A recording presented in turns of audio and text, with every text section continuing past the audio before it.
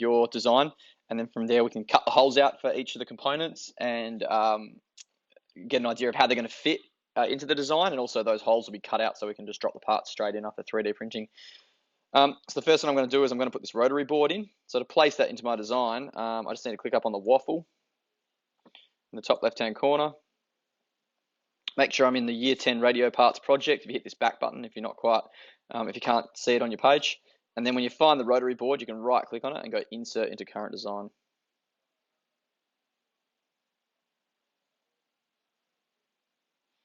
Hit Proceed. Just so it delinks the file, which is good because it means you won't edit the file for other people. And here we go. We've got it coming up here. So I'm just going to bring that down a little bit. So we're just going to try and roughly get it in the right place so that we can see where the parts are actually going to fit. So I'm just going to look on this edge here just to see what it looks like.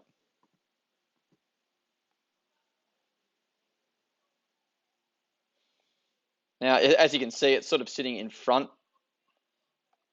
of the front face. I'm just going to pull it back a little bit so it looks a bit more realistic. I think if I come back about 6 mil, that'll be about right. Probably see the way these are on the front, they need to be on the back, so we're actually going to need to move it back another 3 mil. So I can always right click in my tree here, go move copy, and move things around and move them back.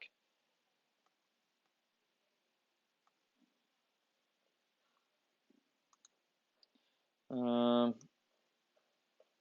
I'm going to move him back 4 mil. That looks better. Okay.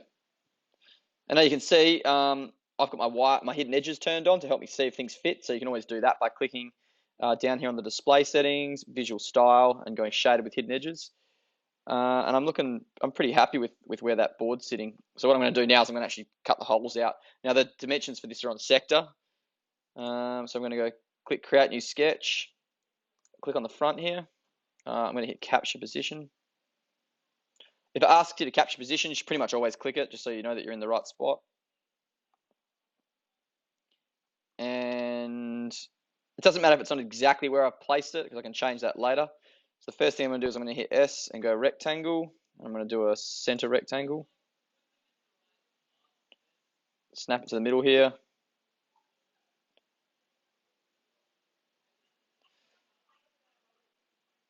And I'm going to make that one 17 high and 26 wide. Hit enter. That's going to be a nice hole that the screen's going to fit into. So what I might do is I might actually, just so I don't get confused, I'm going to turn that rotary board off for now. And I need to now draw in these 2 circles for the trim pots to come through, which is how you adjust the volume and the frequency. So that's going to be a 7 mil hole here. And I'm going to hit D for dimension. Dimension between these 2 points, and according to my drawing, that's going to be 15.5 millimeters. And then from the center,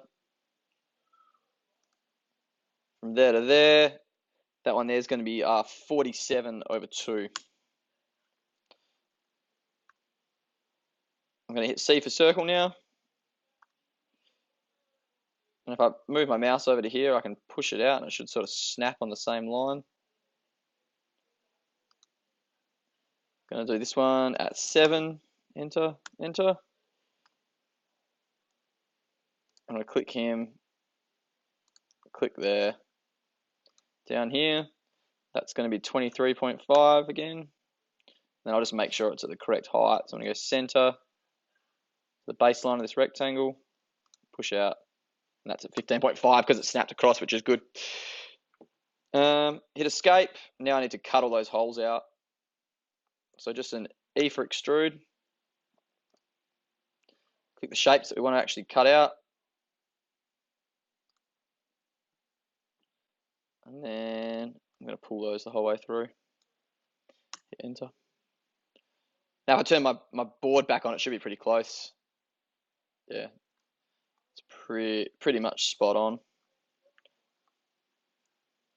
Might be out by a tiny bit if I've not drawing the holes 100% correct, but that's fine. That's not a problem at all.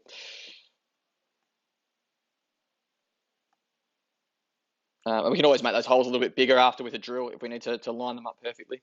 Okay, so now we want to try and get some speakers in. So I've actually already put one of the speakers in here, a 40mm driver. Just drag that in the same as a board. I'm just going to check if these are going to fit. So this guy here, I actually need to spin it around. So I'm going to right click, move copy. Jump on this guy down here. Go around 180.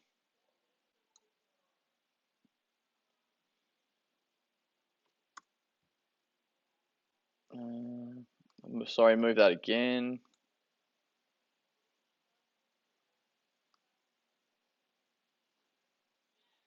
So we're just going to roughly put these in the right spot to make sure that they we're actually going to be able to fit them.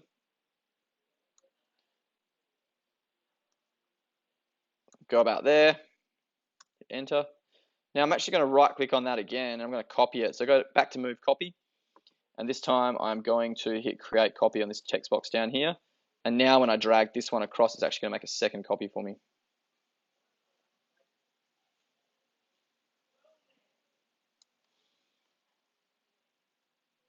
Something like that. And they're not in the exact correct spot, but it doesn't really matter. I'm just sort of getting my head around where they're going to line up, which is good. So I know they're going to fit, which is important. I can turn this board back on to make sure that doesn't clash with anything either. Yeah, so I'm pretty happy with that. So what I'm going to do now is I'm actually just going to turn these speakers off. I'm going to click create sketch. I'm going to click on this back piece. I'm going to capture position. Now the first thing I'm going to do is I'm actually going to just draw a line straight across.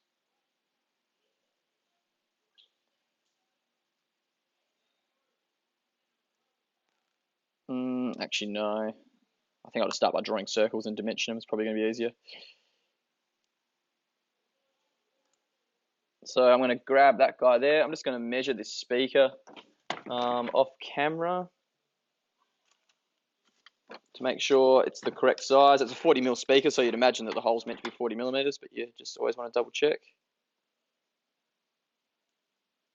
Which is good that I did because it's a little bit bigger than 40, so I'm actually going to make it 41. So I'm going to make this hole here 41.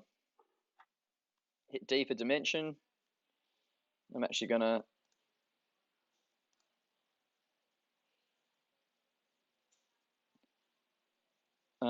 give it a measurement between the center and this outside line. If it wants to do it for me, it's going very slowly. Cool, so I'm going to give this maybe 23. Yep, that's good there. I'm going to do another 41mm hole.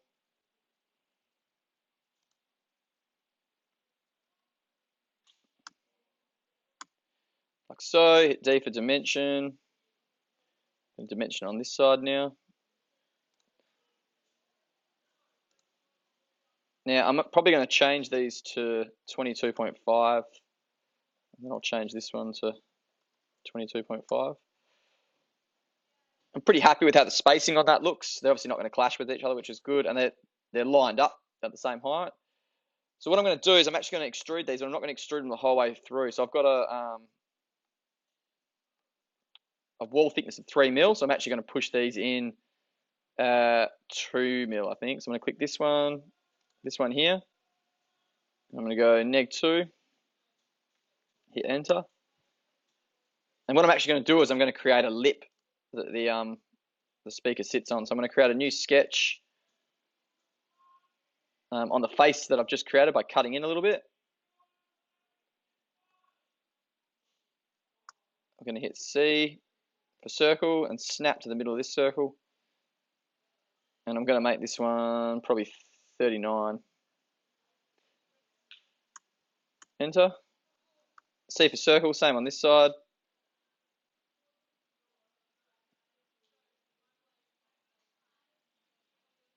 Now it doesn't want to snap, so what I'm going to do is I'm just going to click anywhere, type in 39, enter.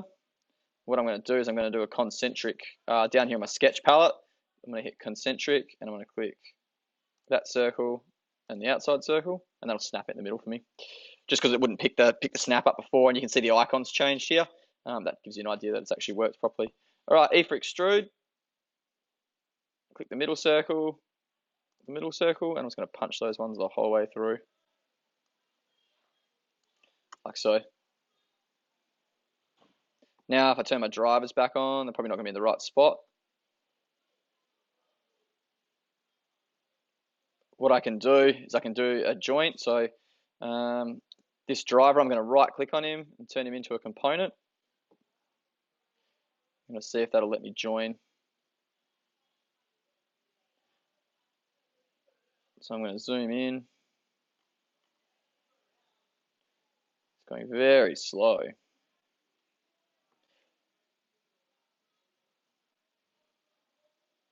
So I want to grab that little lip on the outside, that one there. And I'm going to come in, so I'm looking at the back. I'm going to grab that one in there. Hit enter, and that will have put the speaker in where it needs to go.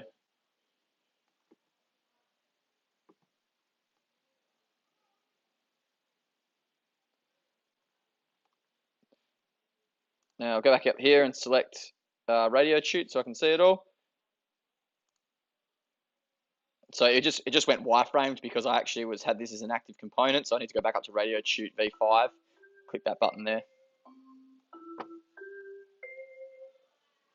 Perfect. That's upside down, but obviously you get the point.